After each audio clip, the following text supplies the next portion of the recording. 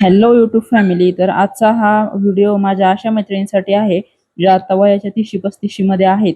मागच्या रविवारी मी हॉस्पिटलमध्ये होते, त्याचा व्हिडिओ मी आपल्या चॅनलवरती सुद्धा अपलोड केलेला आहे.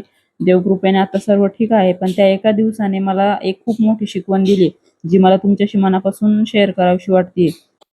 जेव्हा मी हॉस्पिटल बेडवरती होते ना, तेव्हा तिथे आलेल्या प्रत्येक महिलेच्या मनात मला फक्त एकच इच्छा दिसत होती, की ती कधी एकदा बरी होते आणि कधी आपल्या घरी जाते.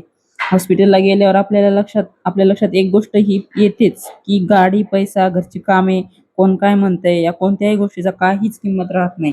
सगळ्यात मोठी संपत्ती फक्त आणि फक्त आपलं शरीर असतं आणि आपलं आरोग्य असतं. आपलं काय होते माहितीये का, आपण महिला आपला संसार, घर, नोकरी या सर्वात एवढं गुंगून जातो ना, की आपल्याला वाटतं मी नाही केले तर कसं होईल. पण विचार करा, जर आपण आजारी पडलो तर या सर्वांचं काय होईल. आपण छोट्या छोट्या त्रासांकडे पाठ फिरवतो. आज पोट दुखतंय ना, उद्या बरं होईल. आज डोकं दुखतंय ना, चहा पिल्यावर थांबेल.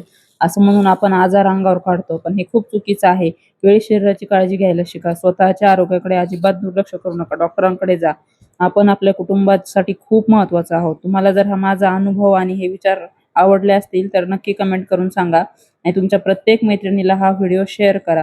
सो भेटू उद्याच्या एका नवीन व्लॉगमध्ये. तोपर्यंत स्टे हॅपी.